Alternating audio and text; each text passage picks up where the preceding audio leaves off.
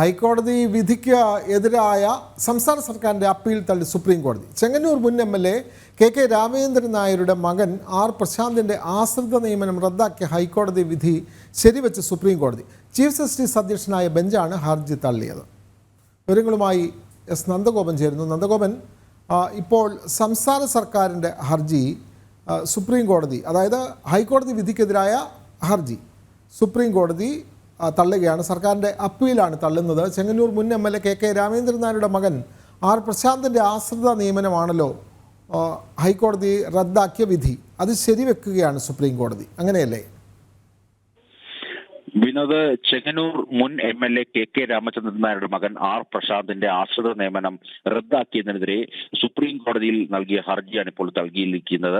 Chief justice അധ്യക്ഷനായ ബെഞ്ചാണ് ഹർജി തള്ളിയിരിക്കുന്നത്. ഒരു എം.എൽ.എയുടെ മകന് എങ്ങനെ ആശ്രിത നിയമനം നൽകാനാകുമെന്നാണ് കോടതി ചോദിച്ചത്. പ്രശാന്ത് വാങ്ങിയ ശമ്പളം തിരിച്ചു പിടിക്കരുതെന്നും ഈ ഉത്തരവിൽ വ്യക്തമാക്കുന്നു. 2018 മന്ത്രിസഭാ തീരുമാനപ്രകാരമായിരുന്നു ആർ പ്രശാന്തിന് ജോലി നൽകിയത്. പൊതുമരാമത്ത് വകുപ്പിൽ അസിസ്റ്റന്റ് എഞ്ചിനീയർ ആയിരുന്നു നിയമനം. ഒന്നാം പിണറായി സർക്കാരിന്റെ അവസാന കാലത്ത് വലിയ തോതിൽ വിവാദം സൃഷ്ടിച്ച ഒരു സംഭവമായിരുന്നു ഈ കെ രാമചന്ദ്രൻ നായരുടെ മകന് ആശ്രിത നിയമനം നൽകിയത്. സർക്കാരിന്റെ പിൻവാതിൽ നിയമനങ്ങളെ കുറിച്ചുള്ള വിവാദങ്ങൾക്കിടെയാണ് ഇതും ചർച്ചയായത് എന്നുള്ളതാണ് ശ്രദ്ധേയം. ഏതായാലും ഇപ്പോൾ സർക്കാരിനെ സംബന്ധിച്ചിടത്തോളം വലിയ തിരിച്ചടി തന്നെയാണ്. പ്രത്യേകിച്ച് എം.എൽ.എയുടെ മകന് എങ്ങനെ ആശ്രിത നിയമനം നൽകാനാകുമെന്നുള്ള ചോദ്യവും സുപ്രീം കോടതിയുടെ ഭാഗത്തു നിന്നും ഉയർന്നിട്ടുണ്ട്.